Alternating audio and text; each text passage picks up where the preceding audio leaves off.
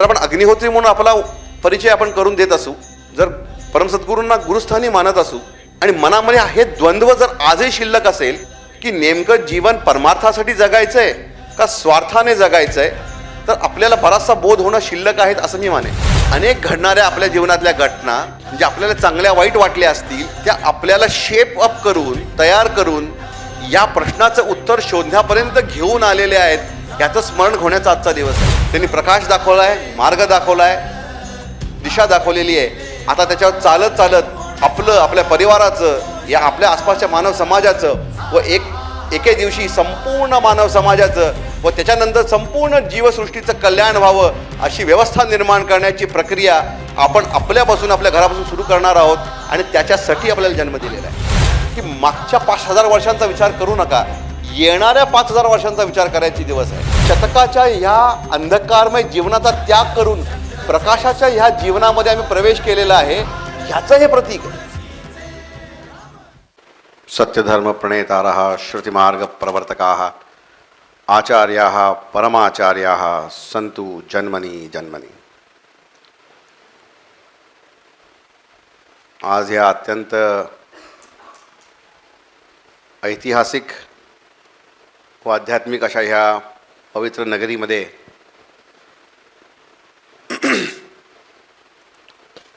हा वार्षिक बोधप्राप्ती दिनाचा सोहळा आपण संपन्न करतोय.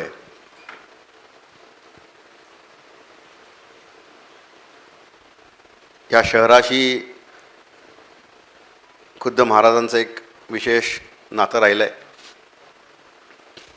काही निवडक अशा ठिकाणी जिथे त्यांचा दीर्घकाळ निवास राहिला, त्यामध्ये अक्कलकोट वगळता जी काही मोजकी गावं आहेत त्यापैकी हे गाव आहे.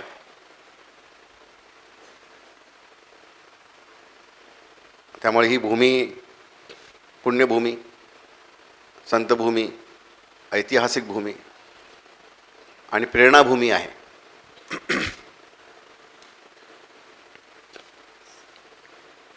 आज ह्या दिवशी आपण अनेक वर्षांपासून हा बोधप्राप्ती दिनाचा कार्यक्रम उत्साहाने, आनंदाने, भक्तीने साजरा करतो. आणि त्याचा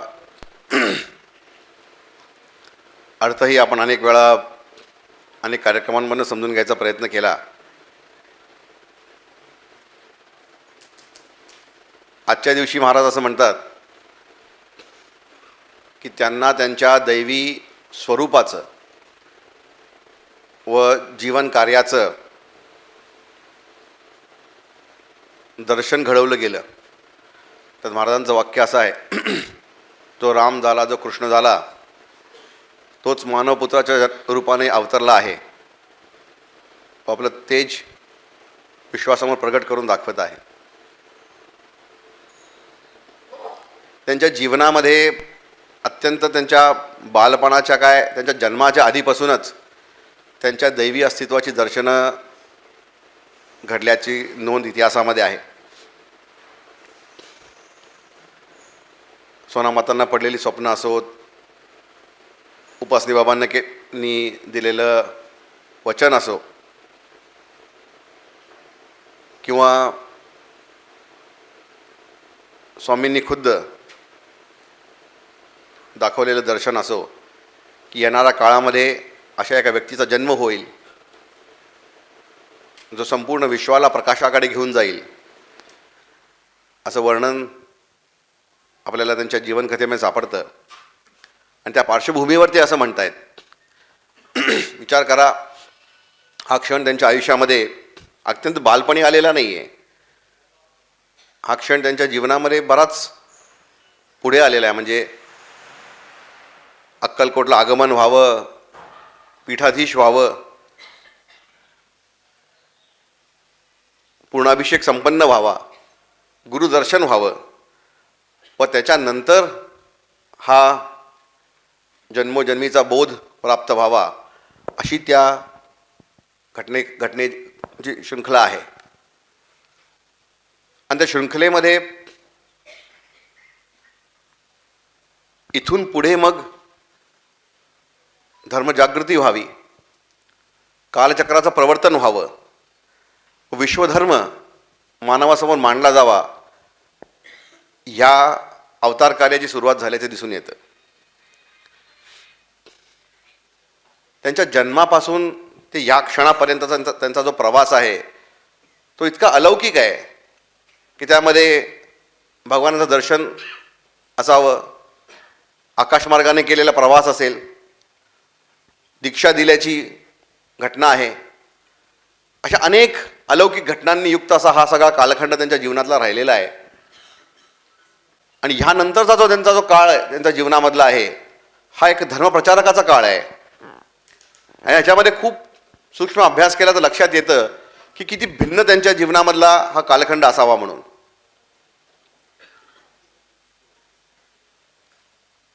का राजघराण्यामध्ये जन्म व्हावा, आई वडील दोघेही तापस असावेत, अत्यंत लहानपणी आईंचा वियोग सहन करावा, वडिलांपासूनचा असलेला विरह सहन करावा व एकटं कुठंतरी वयाच्या 8व्या वर्षी एखाद्या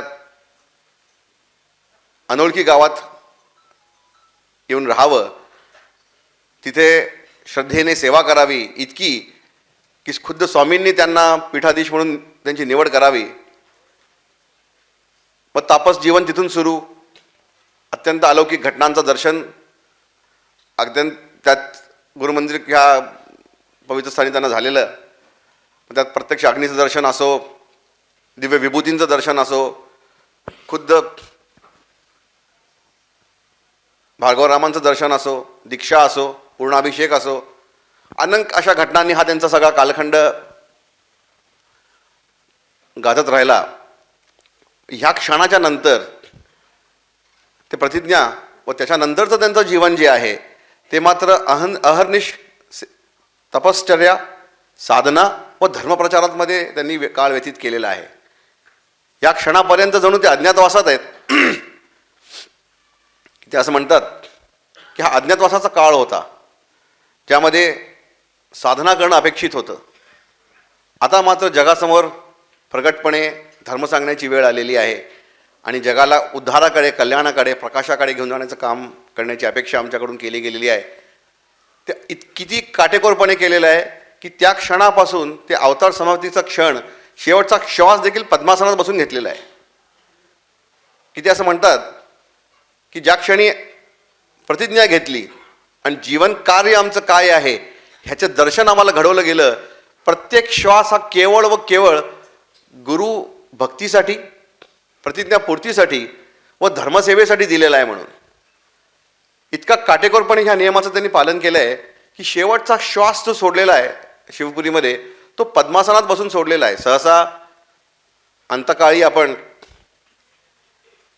आपल्या आप्तसोयऱ्यांना जवळ घेणे, राहिलेल्या इच्छा अपूर्ण करणे या सगळ्यामध्ये व्यतीत करत असतो, पण त्यांचा शेवटचा श्वास देखील धर्मसेवेमध्ये दिलेला आहे आणि वैश्वानर अवतार हे स्मरण करून देण्यामध्ये तो शेवटचा क्षण त्यांनी व्यतीत केलेला आहे. त्यामुळे त्या सगळ्या पार्श्वभूमीवरती आपण कुठे नेमके बसतो ह्याचा आपण विचार करायला पाहिजे. की आपण ज्यांचा जय जयकार करतोय, ज्यांना आपण गुरुस्थानी मानतोय, ज्यांच्या चरणी आपली श्रद्धा आहे असं मानतोय, ती जी गुरुपरंपरा आहे त्याचा जो आदर्श आहे तो शेवटच्या श्वासापर्यंत त्यांनी पाळलेला आहे.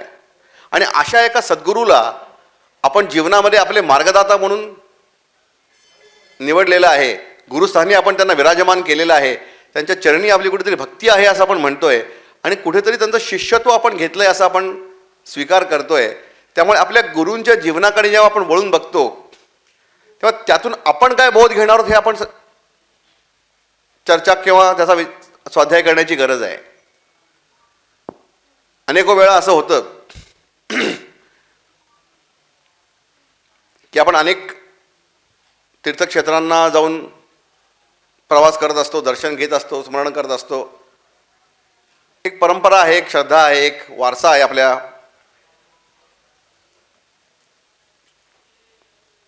सगळ्या या भागामध्ये. पण मग जेव्हा तोच न्याय आपण अक्कलकोटला परमसद्गुरूंना शिवपुरीला लावायला लागतो तेव्हा कुठेतरी मग ती व्याख्या पूर्णपणे बसत नाही असं व्हायला लागतं. ज्या सद्गुरूंची आपण भक्ती करतोय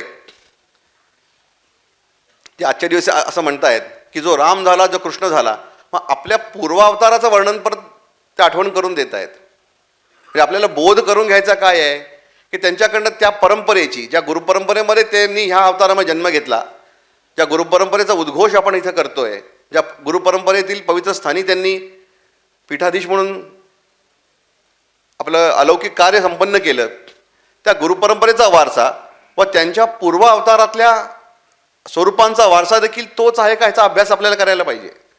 मग आपण त्याच्यातनं बोध घ्यायचा आहे म्हणजे काय घ्यायचं आहे. अनेक वेळा आपण म्हणतो की आपल्याला आत्मबोध व्हावा किंवा मोक्ष मिळावा वगैरे, अशा अनेक व्याख्यांमधनं आपण अध्यात्माचा कुठेतरी उल्लेख करत असतो. पण आज अध्यात्माचा तो उल्लेख आहे का की अध्यात्माविषयी, गुरूंविषयी, धर्माविषयी आपली श्रद्धा आत्मबोधासाठी आहे का क्षणिक काहीतरी मागण्यासाठी आहे, हा देखील स्वाध्याय आपल्याला करायला पाहिजे. की ते स्पॉन्टेनियस मागतोय का, मग आपण कुणाकडे मागतोय, त्यांची पार्श्वभूमी काय आहे, आणि तो सगळा इतिहास आपण आजच्या दिवशी स्मरण करून त्याचा बोध घेण्याची गरज आहे. की परमसद्गुरू एका अशा वारशाचा प्रतिनिधित्व करतायत जी तपश्चर्या, लोककल्याण, त्याग, तपश्चर्या, साधना, गुरुनिष्ठा, सेवा, ह्या सगळ्या मूल्यांचं प्रतिनिधित्व करतायत. तो त्यांचा तो बोध आपल्याला घेण्यासारखा आजच्या दिवशी आहे का, ह्याचा आपला विचार करायला पाहिजे.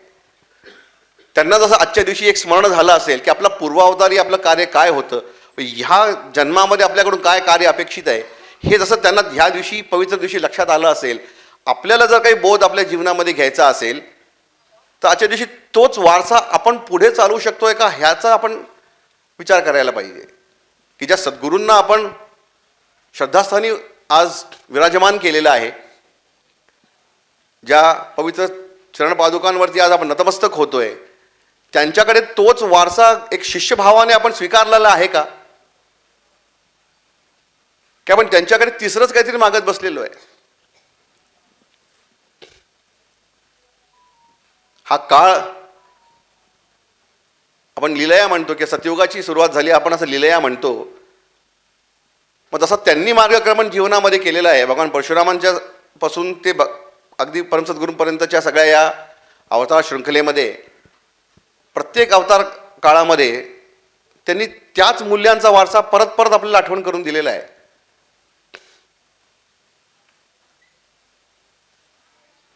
की जो सांप्रत काळ असेल तो समस्यांनी भरलेलाच राहणार आहे. ज्या समस्या आपल्याला आज जाणवत आहेत, त्या सामाजिक परिस्थितीमधनं आज आपण जातोय, त्यापेक्षा फार वेगळी समस्या काही भगवान परशुरामांच्या अवतारकाळी नव्हती. त्यापेक्षा फार वेगळी समस्या समाजाची काही रामावतारात नव्हती, कृष्णावतारात नव्हती. पण या प्रत्येक स्वरूपामध्ये या वैष्णवी अवतारांनी समाजाला स्थिर करत, धर्ममूल्यांचं स्मरण करवत, परमार्थ वृत्तीने, सेवा वृत्तीने जीवन जगत एक आदर्श जो ठेवलेला आहे, तो शिष्य म्हणून आपल्याला घेण्यासारखी आज अत्यंत गरज आहे. आज आपल्याला असं वाटतं की आपण एका अशा कालखंडात राहतोय जो अत्यंत गंभीर असा कालखंड आहे, अवघड परिस्थिती आहे, कसं होणार समाजाचं, अशा विविध चिंतनांमधनं आपण जगतोय. ह्यापेक्षा काही फार सुंदर चित्र मागच्या काही शतकांमधनं मानव समाजासमोर दिसलेलं नाही आहे. आपल्याला असं वाटतं की अरे मागचा काळ खूप छान होता, मागचा काळ खूप छान नव्हता. मागचा काळ देखील ह्याच समस्यांनी ग्रस्त असलेल्या मानव समाजाचाच होता. पण किती मागे जाणार आपण, 200 वर्ष आधी चांगला होता का, 500 वर्ष आधी चांगला होता का, 1000 वर्ष आधी चांगला होता का, 5000 वर्षापूर्वी या देशामध्ये महाभारताचा काळ होता असं आपण मानतो. 1000 वर्षापूर्वीचा जो भारत होता तो काही समस्यांनी ग्रस्त नव्हता का, त्याच्यात युद्ध होत नव्हती का, हिंसा होत नव्हती का, द्वेष नव्हता का, मत्सर नव्हता का. ज्या दुर्गुणांमधनं मानव समाज आज जातोय, जी एक सामाजिक भौगोलिक परिस्थिती आज आपण बघतोय आपल्या जीवनामध्ये, ज्याच्यामधनं आपण आपला कुटुंब प्रवास करतोय, हीच परिस्थिती ह्याच्या आधी देखील होती. व दर ह्या कालखंडामध्ये या वैष्णवी अवतारांनी त्या समाजातल्या त्या काळामध्ये स्थिरता निर्माण करून देण्याचा प्रयत्न केलेला आहे. आत्ता आपण सप्तश्लोकीचं इथं गान केलं, त्या सप्तश्लोकीच्या ह्या 7 श्लोकांमध्ये सगळ्या मागच्या चारही युगांचं महाराजांनी वर्णन केलेलं आहे की यदा सृष्टम जगत सर्वम, जगाच्या सृजनापासून ते नास्तिका वेदनिंदका हा पाखंडा वेददूषक हा पर्यंतचा प्रवास आहे. मग सतयुगापासून सुरुवात झाली असेल ती कलियुगापर्यंत हा जो प्रवास केला असेल हा आपल्यापैकी प्रत्येकाने केलेला आहे. आणि या प्रत्येक कालखंडामध्ये अशाच स्वरूपाच्या समस्यांमधनं आपण सामोरे गेलेलो आहोत. ह्याच प्रवासाला आपण ज्याला जीवन प्रवास म्हणतो, ह्याचा आपण अनेक जन्मामध्ये, अनेक योनींमधनं, अनेक स्वरूपांमधनं आपण त्याचा अनुभव घेतलेला आहे. आणि ज्या प्रकारे महाराजांना बोध झाला की मागच्या अवतार स्वरूपामध्ये आपण काय केलं, काय परिस्थिती होती आणि काय अपेक्षित होतं ईश्वराला आपल्याकडून, तोच बोध आज आपल्याला ते करून देत आहेत की जन्मोजन्मीचा प्रवास करत आज आपण सगळे एकत्र इथं आलेलो आहे. आणि आताचा काळ काय आहे, हा आता उत्क्रांतीचा काळ आहे. त्यामुळे आजच्या दिवशी जर आपण काहीतरी बोध घ्यायचा असेल तर काय घ्यायचा आहे की आता जागृतीचा उत्क्रांतीचा काळ आहे. जागृतीचा काळ म्हणजे काय आहे की जागं व्हावं लागणार आहे असा काळ आहे, झोपेतून उठावं लागणार आहे असा काळ आहे. आपल्याला झोपेची इतकी सवय झालेली आहे की झोपेतून उठावं असंही वाटत नाही आहे आता. त्यामुळे झोपेतून उठायला लागल्यानंतर कुठेतरी मन चलबिचल व्हायला लागलेलं आहे. आज अग्निहोत्र परिवारामधनं किंवा आपण अग्निहोत्र प्रचारामधनं जेव्हा समाजासमोर जातोय, सामाजिक परिस्थितींमध्ये आपण हा विषय लोकांसमोर मांडतोय, आपल्या देखील जीवनामध्ये आपल्या परिवारांमध्ये समस्या आपण बघतोय, तेव्हा आपल्याला असं वाटतं की अरे यार, अग्निहोत्र करणारे परिवार आणि न करणाऱ्या परिवारांमधनं नक्की भेद काय, ह्याच्यात त्याच्यात फरक काय, हा प्रश्न आपल्याला देखील अनेक वेळा पडतो. आणि त्या प्रश्नांमधनं आपण मग कुठेतरी त्याची उत्तरं शोधत बसतो. पण महाराज असं म्हणतात की जन्मोजन्मीच्या सगळ्या प्रश्नांची उत्तरं मिळतील असा हा कालखंड आहे. जसं एखादा चित्रपट असतो, एक कथानक असतं, एक कादंबरी असते, त्यात सगळी पात्र सुरुवातीपासूनच्या शेवटपर्यंतच्या पानापर्यंत येतात आणि शेवटच्या पानावर सगळ्यांचं कथानक एकत्र संपतं. तो हा कालखंड आहे की अनेको जन्मांपासून आपण जगत आलो, मार्गक्रमण करत आलो, समस्यांना तोंड देत आलो, त्यांना सामोरं घेत जात आलो. आता अशा परिस्थितीमध्ये आपण आलेलो आहे जिथे आपली आता जागृतीची अवस्था आहे. जो बोध आज त्यांनाही तिथं झालेला आहे तोच बोध आपल्यालाही व्हावा अशी त्यांची आपल्याकडून अपेक्षा आहे की आपल्या सगळ्यांना, जितक्या सगळ्या ह्या मानव समाजाला आज तोच बोध व्हावा जो परमसद्गुरूंना त्यांच्या आजच्या ह्या दिवशी झालेला आहे की आपली मूळ ओळख काय आहे, की ईश्वर अंश असणे ही आपली मूळ ओळख आहे.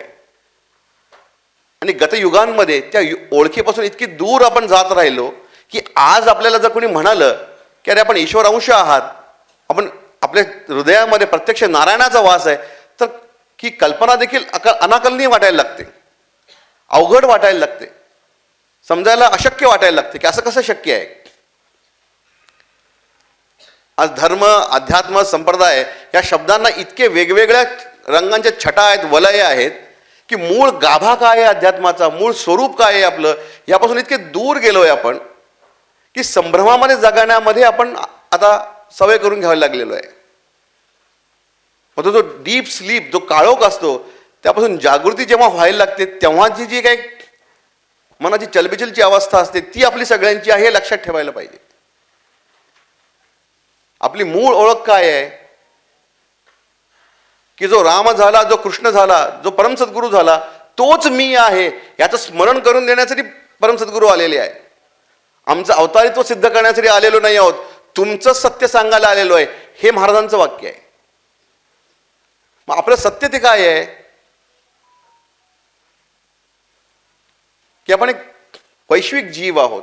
अनेक जन्मामध्ये आपण हा मानव समाजाचा किंवा मानव अवस्थेचा प्रवास केलेला आहे, आनंदाचा अनुभव घेतलेला आहे, दुःखाचा अनुभव घेतलेला आहे, चांगल्या गोष्टी केल्या असतील, वाईट गोष्टी केल्या असतील, या सगळ्या मार्गक्रमण करत करत या क्षणापर्यंत आपण अजून थांबलेलो आहे.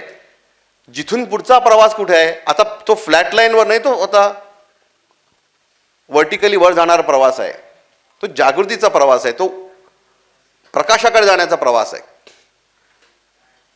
मग प्रकाशाकडे जाण्याचा प्रवास अंधकाराच्याकडे जाण्याच्या प्रवासापेक्षा वेगळा असणारच आहे की नाही, का दोन्ही रस्ते एकच असतील.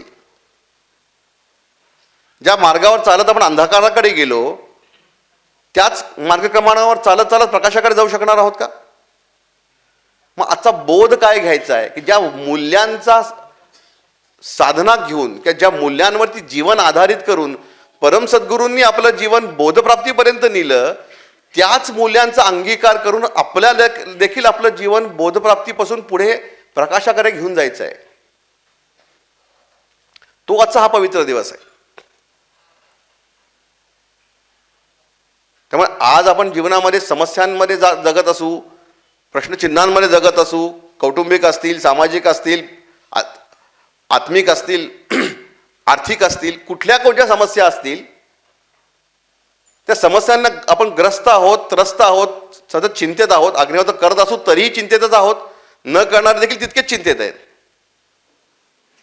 का? कारण त्या सत्याचा परिचय करून घेण्यासाठी म्हणून आपण तयार नाही आहोत. आजही आपल्याला असंच वाटतं की मागच्या 50, 100, 200, 300, 500 वर्षापासूनची जी मानव रीत चालत आलेली आहे, त्याच मानव रीतेवर चालत चालत आपल्याला जीवन पूर्ण करायचं आहे आणि हीच आपल्या जीवनाची इथे कर्तव्यता आहे. नेमकं ह्याच गोष्टीचा बोध आजच्या दिवशी आपल्याला जरी झाला तरी सद्गुरूंच्या चरणी खरोखरी काहीतरी आपण आज सेवा अर्पण केली असं आपण म्हणू शकू. ज्या मार्गावर चालत आज आपण आत्तापर्यंत जे आपला जीवन प्रवास केला असेल, जो टेम्पलेट आपल्या आईवडिलांचा होता, त्यांच्या आईवडिलांचा असेल किंवा त्यांच्याही आईवडिलांचा असेल, त्याच जीवनाचा टेम्पलेट पुढे चालणार नाहीये. स्वार्थाने, लोभाने, मत्सराने, द्वेषाने जगणं अंधकारापर्यंत घेऊन आलं. तो मागच्या 3 युगांमधला असलेला जीवन प्रवासाचं प्रतीक आहे. इथून पुढच्या जीवन प्रवासाचं प्रतीक परमार्थ, सेवा, त्याग, लोककल्याण ह्या मार्गाच्या ह्या मूल्यांचा अंगीकार आहे. हे जर आपण आज स्वीकार केलं तर ह्याच्यापेक्षा मोठा बोध आजच्या दिवशी होणं शक्य नाहीये. जर आपण अग्निहोत्री म्हणून आपला परिचय आपण करून देत असू, जर परमसद्गुरूंना गुरुस्थानी मानत असू आणि मनामध्ये हे द्वंद्व जर आजही शिल्लक असेल की नेमकं जीवन परमार्थासाठी जगायचंय का स्वार्थाने जगायचंय, तर आपल्याला बराचसा बोध होणं शिल्लक आहेत असं मी मानेन. म्हणजे गुरूंना आपण तसबिरीमध्ये बसवलेलं आहे, त्यांच्याकडून फारसं अजून शिकलेलं नाही होत असं मी मानेन. जर आजच्या दिवशी आपण एवढं मनामध्ये स्वीकार करू शकलो की मेरे भाग्यशाली धर्मपुत्रो, या वाक्याला साजेसं जीवन मी जगेन, तर आपल्याला हे आज तोच बोध झाला असं आपण मानू शकू. महाराज दोन्ही शब्दांमध्ये आपल्याला आपला परिचय करून देत आहेत, भाग्यशाली आणि धर्मपुत्रो. तुम्ही भाग्यवान आहात की तुम्हाला परमसद्गुरूंसारखी विभूती गुरुस्थानी लाभली. तुम्हाला अशा काळामध्ये सत्याचा परिचय झाला ज्या काळामध्ये मानव समाजाला सत्य म्हणजे काय हा प्रश्न पडलेला आहे. तो इतक्या किंतु परंतु मधनं जातोय की दैनंदिन जीवन जगणं ह्याच्यासाठी देखील कुठंतरी ईश्वरी आशीर्वाद लाभावा अशी अपेक्षा करून बसलाय. आणि धर्म ईश्वर म्हणजे कुठेतरी ATM कार्ड आहे, नारळ घातले की ATM मधनं बाहेर, असं काहीतरी एका विकृत विचारांमधनं जात असताना आपल्याला मात्र भाग्यशाली का गुरुपद लाभलं, साधना लाभली, सत्याचा परिचय होतोय आणि इथून पुढचं जीवन आता प्रकाशामध्ये जगावं अशी संधी आपल्याला मिळालेली आहे.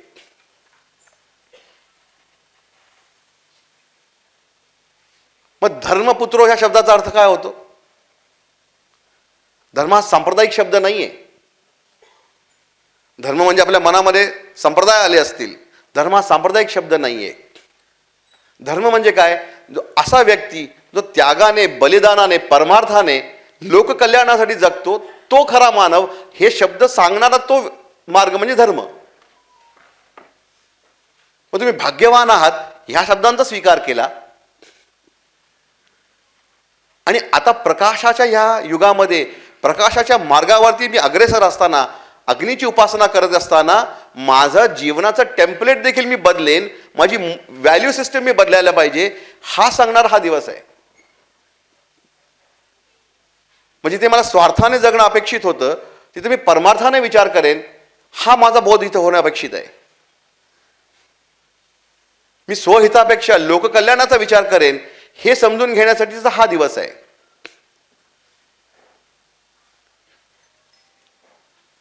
वसुधैव कुटुंबकम हा केवळ पुस्तकांमधला शब्द नाही, तो माझ्या जीवनाचा मूलाधार आहे हे मान्य करण्याचा हा दिवस आहे. जर मी अग्निहोत्री असेन, गुरुभक्त असेन, तर मी काय असायला पाहिजे? मग माझ्यामध्ये आणि समाजामध्ये असलेल्या प्रश्नांमध्ये गुरफटलेल्या ह्या मानव संस्कृतीमध्ये काहीतरी भेद असायला पाहिजे की नाही? मग तो भेद जर आज आपण करायला लागलो आणि आजच्या दिवशी त्याची स्वीकृती जरी आपण केली तरी जीवनामध्ये आपला आजचा दिवस एक कायापालट करून जाईल असा क्षण ठरेल.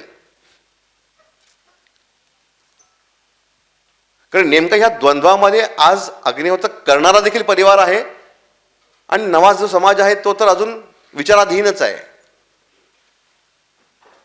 कारण ती काळ रात्रच एवढी गंभीर होती.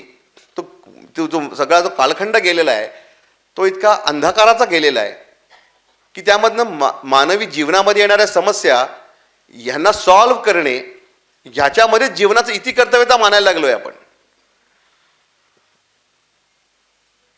म्हणजे रोटी कपडा मकान याच्यामध्ये जर अडकून मानवाला जन्म द्यायचा होता तर एवढी विशाल बुद्धिमत्ता दिली नसती. एवढं एक मानवी मनाच्या ज्या काही कक्षा आहेत त्या दिल्या नसत्या. मग आपल्यामध्ये आणि इतर जनावरांमध्ये काही फारसा भेद राहिला नसता. पण एक मानव म्हणून जन्म मिळालेला आहे, त्या पुण्यभूमीत राहायला आपल्याला मिळत आहे. परमसद्गुरूंसारख्या विभूतींना गुरुस्थानी आपल्याला विराजमान करता येत आहे, उपासना करता येते आणि एक संपन्न जीवन जगता येत आहे. ह्याच्यामध्ये आपण किती भाग्यवान आहोत ह्याचा जर आपल्याला बोध व्हायचा असेल तर पहिल्यांदा त्याचा शोध घ्यावा.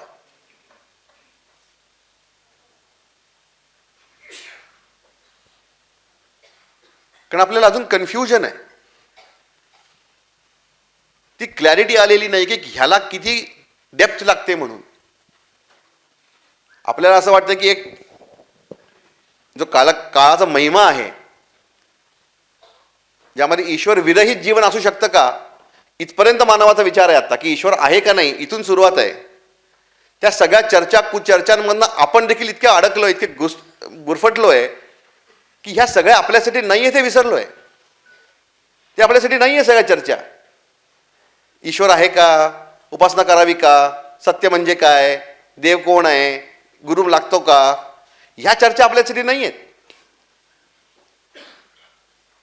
ज्यांना अजून जागृतीपर्यंत यायचं त्यांना ते करू द्यावं. आपल्याला चर्चा काय करायला हव्या होत्या की अधिक त्यागमय जीवन जगता येईल का, तपश्चर्या अजून कठोर करू शकेन का, समर्पित जीवन कसं जगावं, शरणागती म्हणजे काय, इदम न मम या 3 शब्दांना मी जीवनामध्ये उतरू शकेन का, ह्या चर्चा आपण करणं अपेक्षित आहे. तो बोध व्हावा, त्याचा हा आजचा पवित्र दिवस आहे. नुसत्या नव्या नव्या इमारती बांधून पूर्ण होणार नाहीये हा विषय. जेव्हा ह्या इमारतीची चर्चा होत होत्या, मला आठवत आहे कमल मॅडम आणि आम्ही गेल्या अनेक वर्षांपासून ह्या सगळ्या चर्चांमध्ये होतो आणि अनेक वेळेला त्यांनी अनेक योजना मांडल्या. पण असं त्या आत्ता म्हणाल्या की त्यामध्ये बदल होत गेला, तो डिझाईनमध्ये झालेला बदल नाही आहे. कारण ह्या डिझाईनपेक्षा हे डिझाईन बेटर आहे किंवा ह्याच्यामध्ये हे स्ट्रक्चर वेगळं चांगलं वाटतंय, हा डिझाईनमधला बदल नाही आहे. ती clarity in vision is a step towards awakening. मानवी मनामध्ये येणाऱ्या नव्या कल्पना नाही आहेत, त्या आत्मिक जागृतीच्या मार्गावर असल्यामुळे प्रगट झालेलं स्वरूप आहे ते. आणि ते आपल्या प्रत्येकाच्या जीवनामध्ये होणार आहे, होतही आहे. पण त्याकडे कटाक्षाने बघण्याची गरज आहे. मला आठवतं सुरुवातीला जेव्हा ह्या सगळ्या प्रवासाची मॅडम सुरुवात करत होत्या तेव्हा अग्निमंदिर व्हावं, वैदिक नगर निर्माण व्हावं, इथून ती सुरुवात झाली. आणि अनेक त्याच्यामधनं आता त्या आर्किटेक्ट ह्या क्षेत्रामध्ये काम करत असल्यामुळे त्यांनी त्यांच्या पद्धतीने त्याचे डिझायनिंग केलं होतं, लेआउट्स काढले, हे नको, हे नको पाहिजे, इथं इथं अशा प्रकारे इमारत पाहिजे, तिकडं तशा प्रकारे सोय पाहिजे. अनेक चर्चा त्याच्यामधनं झाल्या. हे डिझाईन नको, ते करूया, ते नको, ते करूया. दरवर्षी नव्या नव्या डिझाईन्स त्याच्यामधनं येत गेल्या. आणि मला आठवतंय मॅडम, एकदा शिवपुरीत आम्ही बसलो होतो आणि आम्ही बोलत होतो की इतक्या सगळ्या कल्पना आपण करतोय, पण त्या पूर्णत्वास जात आहेत असं वाटत नाही. आपल्याच मनाला त्या पटत नाही आहेत. म्हणजे जेव्हा कागदावर उतरवतो इथे असताना ऑफिसमध्ये, तेव्हा ते खूप छान वाटतात. पण जेव्हा तुम्हाला दाखवायला अक्कलकोटला येतो तोपर्यंत मनामध्ये आपल्याच वाटत असतं की अरे हे योग्य नाही आहे म्हणून. मग त्या एकदा खूप मला छान म्हणाल्या. त्या म्हणाल्या की बहुतेक आम्ही आमच्या बुद्धीने प्रयत्न करतोय म्हणून चुकतोय. कुठंतरी मनामध्ये शरणागत भाव यायला पाहिजे, तो राहिला आहे बाजूला. जर शरणागत भाव आला तर मग काहीतरी आपल्याला डिझाईन मिळेल का काय, असं होईल असं मी प्रयत्न करून बघते, असं म्हणून त्या गेल्या. महिन्याभरातच ही संकल्पना घेऊन आल्या.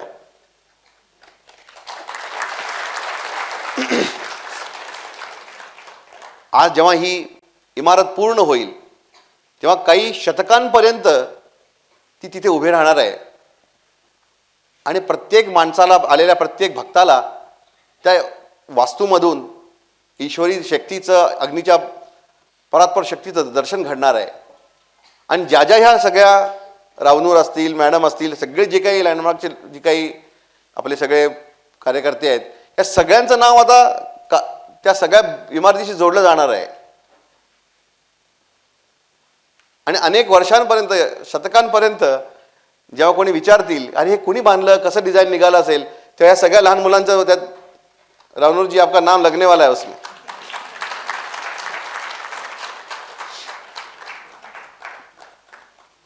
अशा इमारती आपल्या प्रत्येकाला आपल्या जीवनामध्ये उभ्या करायच्या आहेत. त्या कशा असतील? त्या आपल्या स्वतःच्या व्यक्तिमत्वाचा विकास असेल, आपल्या परिवारावरती झालेला संस्कार असेल, व आपल्या माध्यमातून जेव्हा अग्निहोत्र आचरण करते निर्माण होतील, तो प्रत्येक व्यक्ती एक अग्निमंदिर ठरणार आहे. पण तो अग्निमंदिर आपल्याला निर्माण करण्यासाठी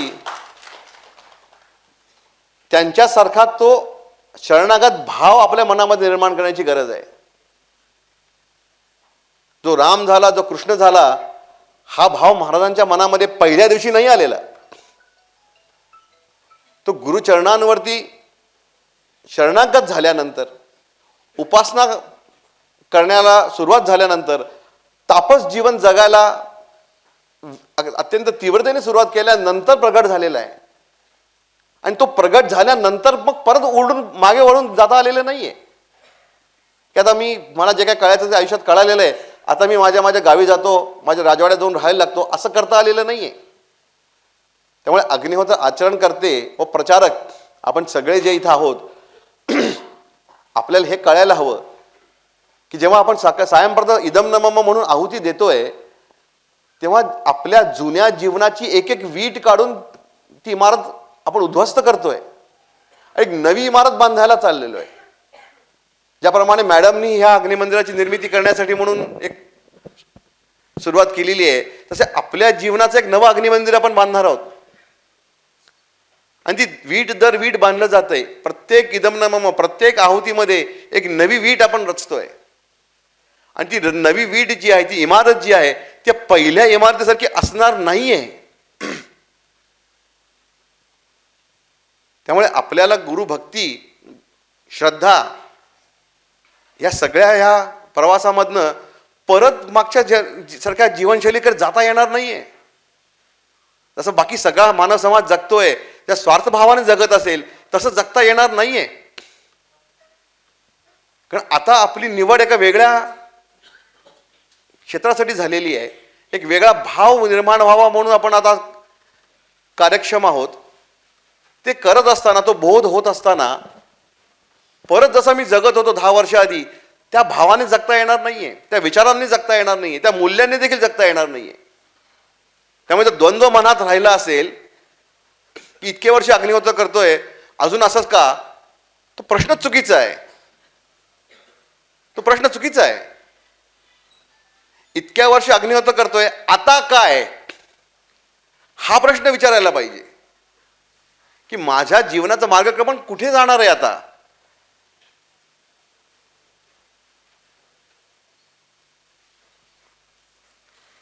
ह्या विषयाचा बोध आपल्याला होण्याची गरज आहे की नव्या युगाचे निर्माण, सत्ययुगाची सुरुवात असेल, पूर्णावताराचं दर्शन असेल, उपासना असेल, भक्ती असेल, गुरुचरणी आपण सेवा असेल, या सगळ्या गोष्टींमधनं परत फिरून जाता येणार नाहीये. परत जर मागत असाल की जसं आधी जगत होतो, माझे आई बाबा जगत होते, आजी आजोबा जगत होते, त्याच विचारांवरती, त्याच मूल्यांवरती मला जगू द्या, तसं होता येणार नाहीये. आता स्वार्थाने जगता येणार नाहीये. आता परमार्थानेच जगावं लागेल. आता स्वकल्याणाचा विचार करून थांबता येणार नाहीये. आता विश्वकल्याणाचाच विचार करावा लागेल. आता ऐशोआरामात लोळत पडता येणार नाहीये. आता तपश्चर्या करतच जीवन जगावं लागेल. आता वाटेल ते खाऊन, वाटेल ते पिऊन जगता येणार नाहीये. आता काटेकोर नियमांमध्ये तापसच जीवन जगावं लागणार आहे. कारण आपल्याकडून पुढच्या ह्या प्रगतीची जी, उत्क्रांतीची जी अपेक्षा आहे ती ह्या मूल्यांच्या आधारावरती होणार आहे. येणारा काळ जो आहे हा सतयुगाचा यावा अशी आपली अपेक्षा असते. रामराज्य यावं अशी आपली अपेक्षा आहे. मग रामराज्यामध्ये मूल्यांमध्ये काही फरक पडेल की नाही? रावण राज्य आणि रामराज्य टेम्पलेट तोच असतो का? मग रावण राज्य काय वाईट आहे? मग रावण राज्याची जी काही मूल्य आहेत त्यांना घेऊन रामराज्यामध्ये प्रवेश करता येणार नाहीये. आपल्याला बदलावं लागणार आहे. परिवर्तन आपल्याला आपल्या जीवनामध्ये घडवावं लागणार आहे. आपली मूल्य बदलावी लागतील, विचारधारा बदलावे लागतील, स्वार्थ मागे सोडावा लागेल, एका नव्या विचाराची एक सुरुवात करावी लागेल. ही पुढची मानवी उत्क्रांती आहे. नेक्स्ट ह्युमन एव्होल्युशन आहे. गुफेतून चालत चालत मानवाने प्रवास सुरू केला असं आपण म्हणतो की माकडापासून मानवापर्यंतचा प्रवास आपण केला. गुफेतून चालत चालत इथपर्यंत आलो. आता माकडासारखं वागता येणार नाहीये ना. आता तरी मानवासारखं वागावं लागेल. म्हणजे आपण गुफेतून निघून आता 3 BHK फ्लॅटमध्ये आलो. आता आपल्याला काय अन्न पाण्यासाठी शिकार करत फिरावं लागत नाही बाहेर.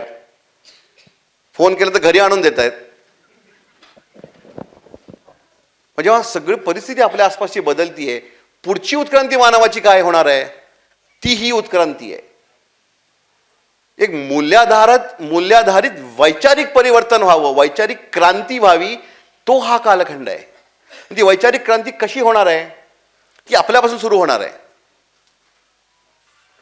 आपण अशी वाट बघू शकत नाही की हा क्रांती होणार आहे, बरोबर आहे, पण कोण करणार आहे?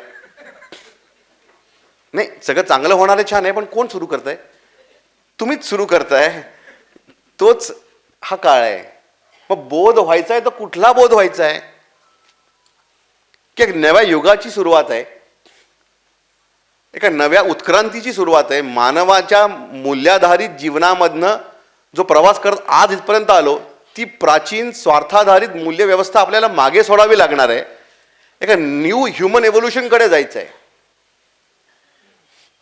एक न्यू ह्युमन स्पीशीज जी हेटला चूज करणार नाही, जी द्वेषाला निवडणार नाही, जी प्रेमाला निवडेल, जी अन्यायाला नाही न्यायाला निवडेल, जी असमतोला नाही समतेला निवडेल, ती द्वेष मत्सराला सोडून परोपकाराला निवडेल. अशी स्वयंभू विचाराची एक नवी मानव निर्मिती होणार आहे. त्याची आपण सुरुवातीची अवस्था आहोत. त्यामुळे अजूनही थोडे माकडासारखे वागत असू.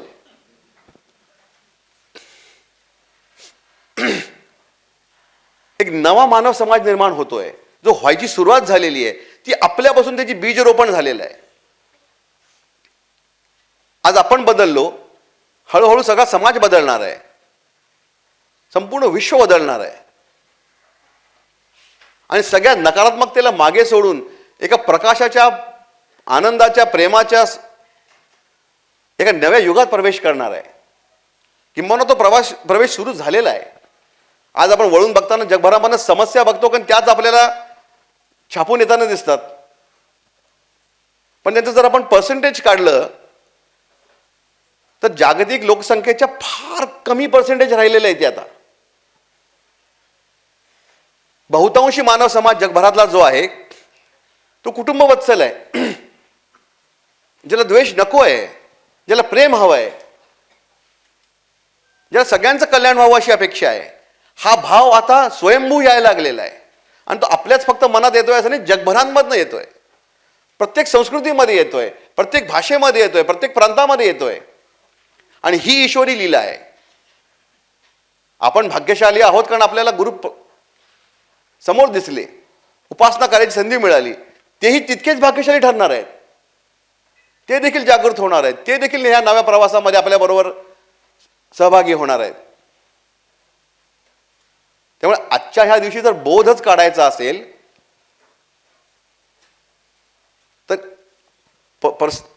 प्रस्तुत जी परिस्थिती आहे त्यामध्ये विरून न जाता नवी जी परिस्थिती निर्माण करायची आहे त्याचे आपण कुठेतरी बीज आहोत ह्याचं स्मरण आपल्याला करण्याची गरज आहे.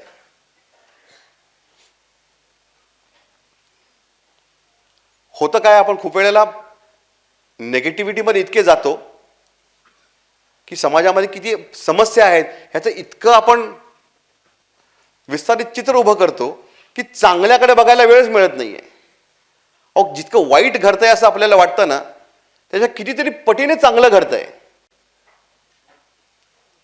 जगभरामधनं आज जर आपण बघितलं की कितीच लोकसंख्या आहे जी वाईट होऊ अशी इच्छा करतात, तरी फार कमी निघणार आहे.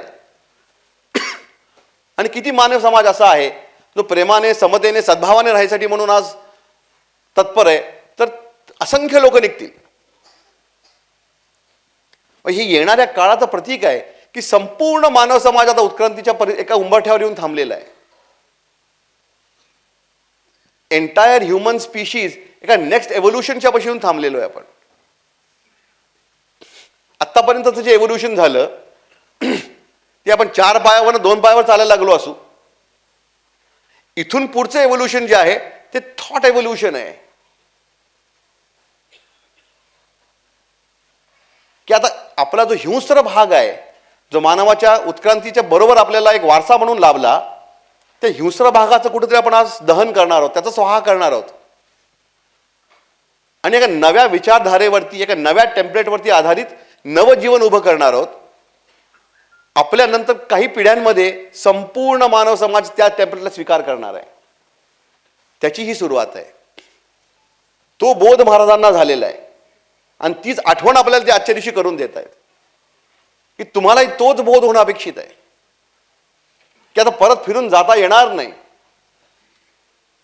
आता स्वार्थाने जगून यश मिळणार नाही की तेडे उंगली से घी निकलता है वगैरे जे होतं ते संपलं. आता त्या उंगल्या तेड्या करत काही होणार नाही, अडकून बसतील आतमध्ये. आता ते असं गुड गाईज फिनिश लास्ट चालणार नाही. Good guys, only good guys will finish first. तो हा काळ आहे.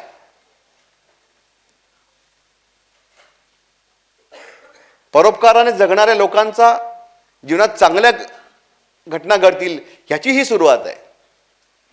त्यामुळे उच्चतर विचारांचा ठेवा आपल्याला मिळालेला आहे, त्याचा वारसा आपल्याला मिळाला आहे, जो वारसा परमसद् गुरूंना मिळाला, ज्या वारशाला त्यांनी आपलं जीवन मूल्य म्हणून स्वीकार केलं, ज्या मार्गावर चालत त्यांना बोध झाला, तोच मार्ग आपल्याला ते दाखवत आहेत. आणि त्या मार्गावर चालतच आपल्याला देखील हाच बोध होणार आहे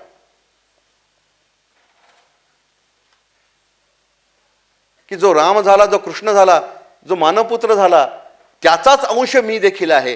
आणि ज्या मूल्यांचा त्यांनी स्वीकार केला त्याच मूल्यांचा स्वीकार मीही करणार आहे. आणि माझ्या माध्यमातून समाजामध्ये लोकजागृती निर्माण होणार आहे, लोककल्याण होणार आहे.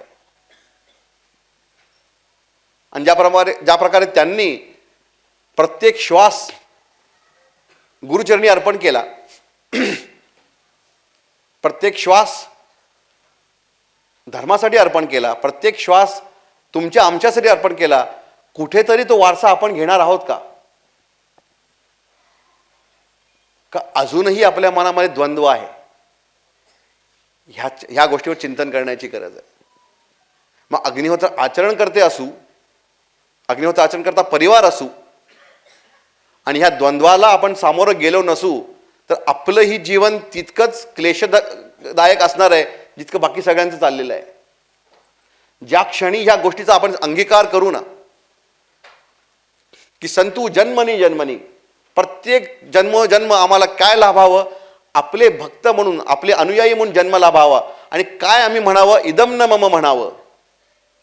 आणि प्रत्येक जन्मी हाच बोध व्हावा की आमच्या माध्यमातून आपल्याला अपेक्षित धर्मकार्य पूर्ण व्हायचं आहे. ह्याचीच फक्त मी आपल्या चरणी प्रार्थना मागतो. ज्या क्षणी हा ट्विस्ट आपण आपल्या मनामध्ये एक्सेप्ट करू ना, तुम्ही सडनली बघाल की जीवनाचे सगळे प्रश्न सुटायला लागतात. आणि किंबहुना लक्षात यायला लागतं की जीवनात प्रश्न नव्हतेच, केवळ अशा घटना होत्या ज्या ह्या द्वंद्वाला संपवण्यापर्यंत आपल्याला घेऊन आलेल्या आहेत. हे थोडंसं डिफिकल्ट आहे. अनेक घडणाऱ्या आपल्या जीवनातल्या घटना म्हणजे आपल्याला चांगल्या वाईट वाटल्या असतील, त्या आपल्याला शेप अप करून, तयार करून या प्रश्नाचं उत्तर शोधण्यापर्यंत घेऊन आलेले आहेत. ह्याचं स्मरण होण्याचा आजचा दिवस आहे. मग चिंतनच करायचं असेल तर डोळे मिटून ध्यान करण्यासाठी म्हणून आपण आलेलो नाही आहोत. डोळे उघडून समाजाची सेवा करण्यासाठी आपण आलेलो आहेत. ह्याची आपल्याला स्मरण आजच्या दिवशी व्हायला हवं आहे.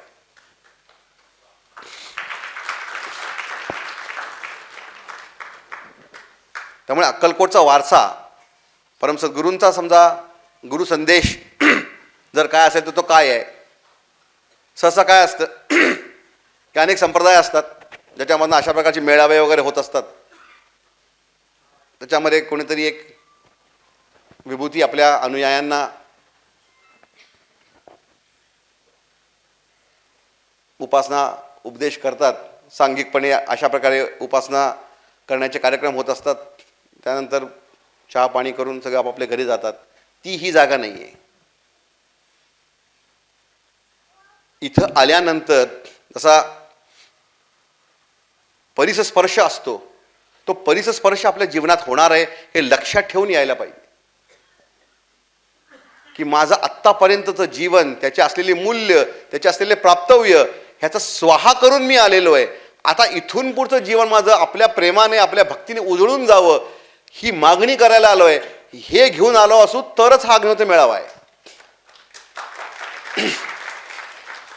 जर इतर कार्यक्रमांमध्ये जसे लोक जात असतील त्याच वृत्तीने आपण काहीतरी सत्संग होईल, गाणे मेणे म्हणतील, काहीतरी चार चांगल्या गोष्टी कानावर पडतील आणि घरी जाऊन आपण वडापाव खाऊन झोपून जाऊ, ह्याच्यासाठी जर आलो असेल तर हा कार्यक्रम तो ठरणार नाहीये. ते हे सद्गुरू नाही आहेत. इथं जेव्हा आपण नतमस्तक होऊ आणि इदम न मम म्हणू, मग परत फिरून मागे जाता येणार नाहीये. मग द्वेष करता येणार नाहीये. मग मतभेद निर्माण करता येणार नाहीयेत. मग एकामेकांना संप्रदायांमधनं वाटून घेऊन ते एकामेकांमध्ये तू तू मी मी करता येणार नाहीये. सगळेच आपले आणि सगळ्यांचीच आपल्याला सेवा करून मदत करायची आहे. हा भाव घेऊन जावं लागणार आहे. तयारी आहे का? का परत मागेच जायचंय? किती लोकांना मागे जायचंय? किती लोकांना झोप आली आहे? किती लोकांना पुढे जायचंय? आता उगाच हात वर करू नका बरं का. एकदा हात वर केले की बोटाला धरून घेऊन जातात.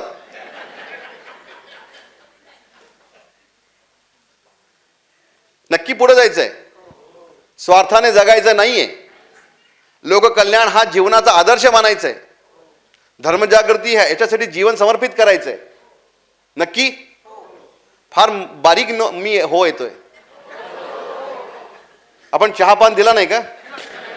दिला का? द्यायचा आहे? दिला ना? का देऊन आणून परत विचारू?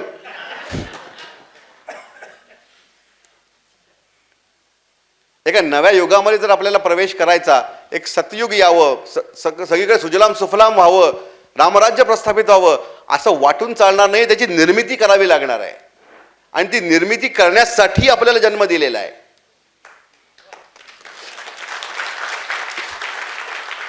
त्यामुळे मी प्रश्न विचारला करायचा आहे का नाही, पण सत्य हे आहे की आपल्याला हा चॉईस कधीच नव्हता. आपला जन्मच धर्म जागृतीसाठी, लोककल्याणासाठीच आहे. हा बोध घेऊन इथून बाहेर जायचं आज. आपण मूकपणे, स्वार्थाने अल्पदृष्टीने काहीतरी तुटपुंज मागण्यासाठी जन्माला आलेलो नाही. आपण दुःखाने क्लेशाने त्रस्त होऊन सतत चिंतामग्न होण्यासाठी जन्माला आलेलो नाही. आपल्या माध्यमातून ईश्वराला लोक कल्याण करायचं आहे, त्याच्यासाठी हा आपल्याला जन्म दिलेला आहे. हा आपल्या जीवनाच्या सत्याचा पहिला टप्पा. मग आपल्याला बोधप्राप्ती होणार आहे ती काय आहे? ह्या बोधापासून सुरुवात. मेरे भाग्यशाली धर्मपुत्रो, भाग्य तुम्हाला वरण भात आमटी पोळी खाऊन गरम झोपायसाठी दिलेलं नाहीये. भाग्य काय दिलेलं आहे की तुमच्या माध्यमातून असंख्य जीवांचं कल्याण व्हावं, हे भाग्य दिलेलं आहे. मग स्वार्थाने काहीतरी तुटपुंज मागत असू आपण की माझं प्रमोशनच होऊ दे आणि माझं घर 1 BHK 2 BHK वगैरे होऊ दे, इतकं मागण्यासाठी आलेलो नाही होत आपण. कारण ते विरून जाईल हो, ते ह्या जीवनामध्ये विरून जाईल. आपल्या हा म्हणता म्हणता जीवन संपण्याची वेळ येईल आणि त्या 2 BHKचा नंतर किळस यायला लागेल. मग असं काहीतरी द्यायला आपल्याला जन्म दिलेला आहे, तो जन्मोजन्मी आपल्याला आनंद देणार आहे.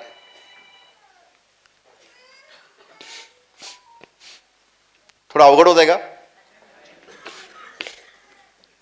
काहीतरी छान कथाकथन ऐकून जायची तयारीत आल्या होता का? मी कथाही सांगू शकत नाही, मला गाताही येत नाही, मला काही वाद्यही वाजवता येत नाही, मला काहीच येत नाही त्यातलं. त्यामुळे एंटरटेनमेंट मला फारसा करता येणार नाही. सत्य मात्र सांगू शकेन. आपल्या हातून उपासना व्हावी ह्याच्यासाठी जन्म दिलेला आहे. भगवान परशुरामांच्या काळामध्ये धर्मसंस्थापनेचं कार्य त्यांनी पूर्ण केलं. प्रभू श्री रामाने त्यांच्या जीवन काळामध्ये धर्मसंस्थापनेचं कार्य पूर्ण केलं. प्रभू श्री कृष्णाने कुरुक्षेत्रावरती गीता प्रगट केलेली आहे आणि आपलं धर्मकार्य त्यांनी पूर्ण केलेलं आहे. परम सद्गुरूंनी मात्र धर्मकार्य पूर्ण करण्यासाठी आपल्याला जन्म दिलेला आहे.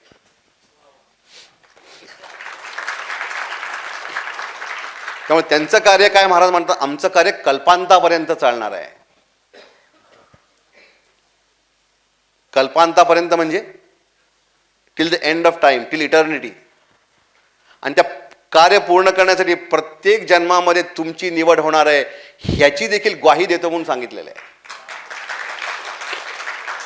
की तो चॉईस नाहीच आहे. त्यामुळे आजपर्यंत आपण काय केलं, काय बोललो, काय ऐकलो, काय शिकलो, हे 10 मिनिटासाठी बाजूला ठेवा. आज इथून जाताना एका नव्या ओळखीने जायचं आहे की आजचा आपला देखील बोधप्राप्तीचा दिवस.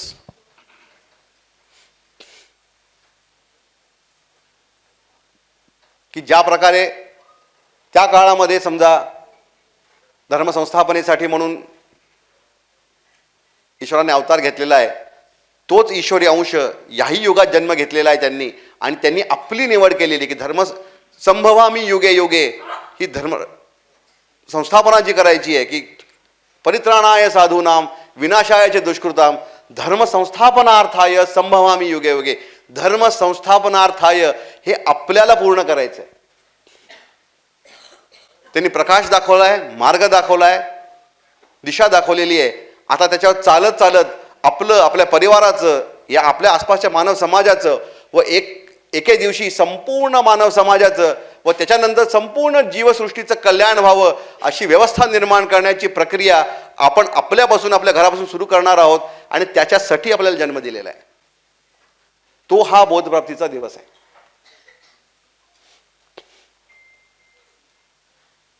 करायचं असेल तरी हेच करावं लागेल, नसेल करायचं तरीही हेच करावं लागेल. आज या हॉलमध्ये आपण बसलोय म्हणजे आपल्या सगळ्यांना हेच करायचं आहे, ह्याची आपल्याला स्वीकृती करायला पाहिजे.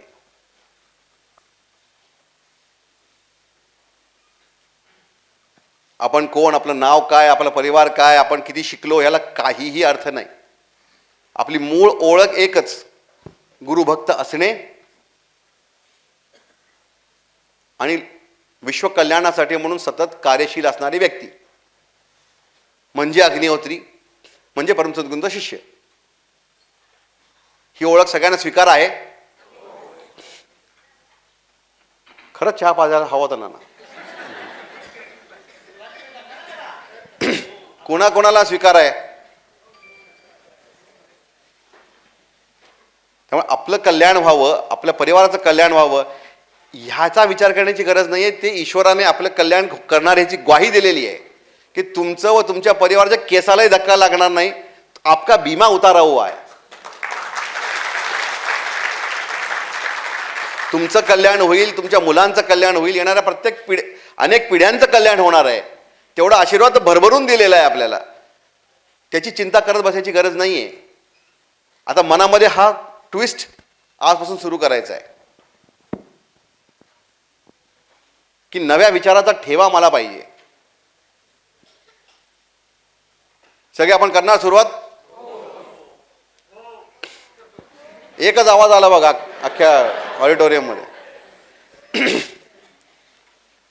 त्यामुळे आजचा दिवस महत्वाचा दिवस आहे आणि तो जसा परमसद्गुरूंच्या जीवनामध्ये त्यांच्यासाठी महत्वाचा होता तसा त्यांच्या अनुयायांना युगानुयुगे हा दिवस महत्वाचा ठरणार आहे. त्यामुळे जन्मोत्सवाचा कार्यक्रम आपण उत्सव म्हणून करत आलेलो आहे नेहमी, पण बोधप्राप्तीचा हा कार्यक्रम नेहमीच कार्यकर्त्यांचा कार्यक्रम राहिलेला आहे. हा प्रचारकांचा कार्यक्रम आहे. का? कारण ह्या दिवशी बोधपर काहीतरी करावं अशी अपेक्षा आहे आपल्याकडून.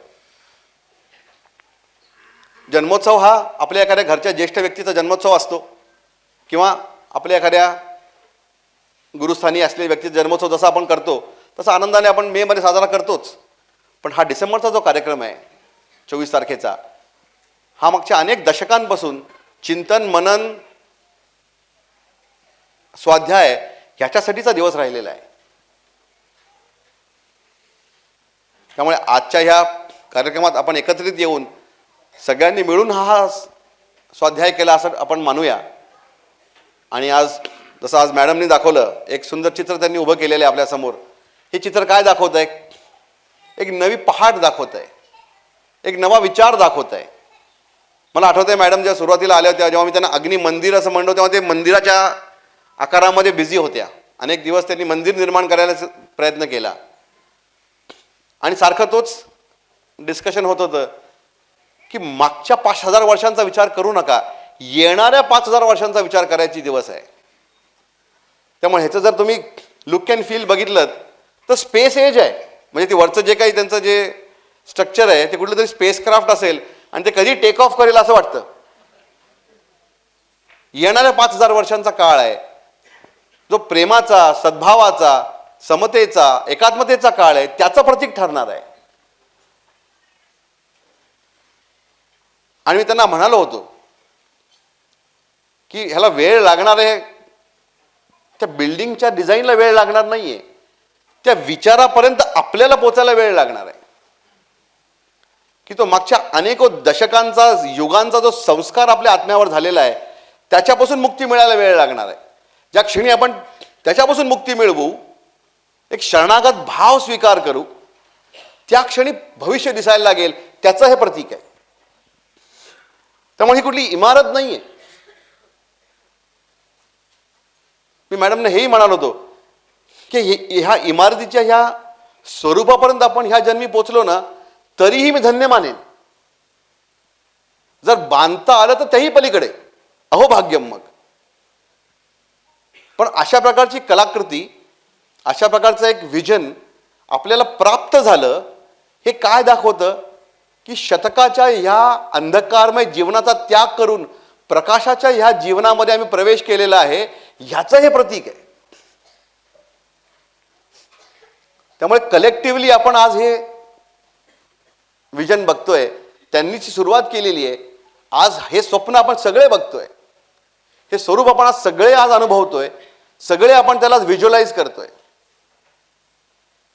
त्यामुळे बिल्डिंग ज्या दिवशी बांधून पूर्ण होईल त्या दिवशी तर अत्यानंद होईल.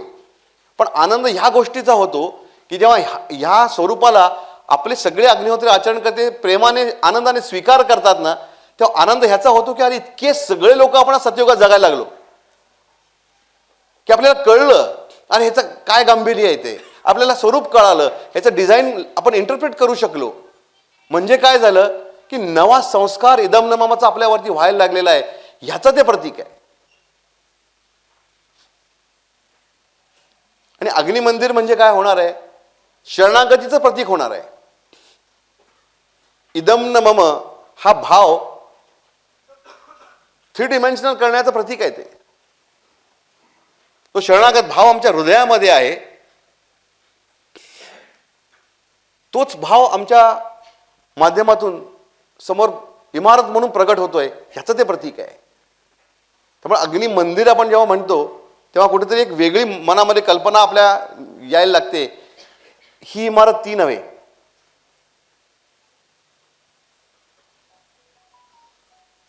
त्यामुळे आजच्या ह्या पवित्र भूमीमधनं पवित्र दिवशी आपण एक नवा विचार घेऊन बाहेर जाणार आहोत असं म्हणणार नाही मी. हा विचार आपल्यामध्ये अनेको दशकांपासून आपल्या परिवारांमध्ये आहे, पण त्याचा बोध आज आपल्याला झालाय का, हा विचार इथून घेऊन बाहेर जायचा आहे. नव्या इमारती बांधायला आपण बसलेलो नाही आहोत की इमारती जगात कमी आहेत का की अजून एक बांधायची. आपल्याला प्रतीकात्मक त्याचं स्वरूप आपल्याला निर्माण करायचंय, म्हणून आज मार्गक्रमण करतोय. त्यामुळे इथून बाहेर जाताना एक नव्या स्वतःला निर्माण करायचंय. डिकन्स्ट्रक्ट करू स्वतःला. स्वतःची जे काही जुनाट कल्पना असतील, ज्या आपल्याला जीवनामध्ये थांबून ठेवत असतील, आपल्या प्रगतीला ज्यांनी अवरोध निर्माण केला असेल, त्या सगळ्या जुन्याट विचारांना, कल्पनांना, भावनांना मी त्याग करून नव्या ज्या काही परमसद्गुरूंना अपेक्षित भावनांचा स्वीकार करून इथून बाहेर जाणार आहे. हा स्वाध्याय करायचा आहे, म्हणजे अग्निमंदिर निर्माण झालं असं मी मानेन.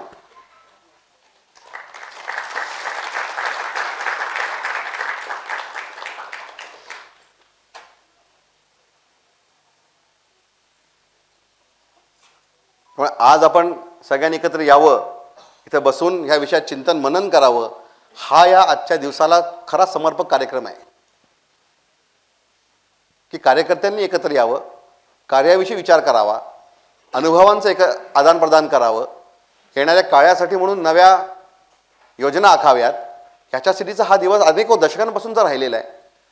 आणि आजचा आनंद हा आहे की आजच्या दिवशी ती आपण परंपरा नाना आज अखंडित ठेवली आणि तीच परंपरा आज आपण सगळ्यांबरोबर इथे परत करू लागलो. मला आठवतंय लहानपणी राजू काका आणि सगळे असायचे, शिबिरं असायची शिवपुरीमध्ये, श्रमदान असायचं, मग रोज संध्याकाळी चर्चासत्र असायची, मग त्याच्यामधनं अनेक लोक आपले आपले अनुभव तिथे शेअर करायचे. थोडासा एक तोच भाव आज मला इथे देखील जाणवला. आणि होपफुली एक दिवशी परत आपण शिवपुरीमध्ये हा कार्यक्रम घेऊया. आणि आपल्या सगळ्यांच्या प्रयत्नांमधनं हा बोध आपल्याला आज होईल अशी ग्वाही आपण सद्गुरूचरणी देऊया. आणि इथे त्यांच्या चरणी नतमस्तक होत असताना एक नव्या मीने नतमस्तक केलेलं आहे महाराज. आणि आता मला मात्र परत जाण्यासाठी म्हणून विचारच देऊ नका, एवढा आशीर्वाद त्यांच्या चरणी आज आपण मागूया. हा आशीर्वाद जर आपण मागितला तर खरोखरी आजचा हा बोधप्राप्ती दिवसाचा कार्यक्रम आपण अत्यानंदाने इथे सेलिब्रेट केला असा मी नक्की मानेन. नमस्कार.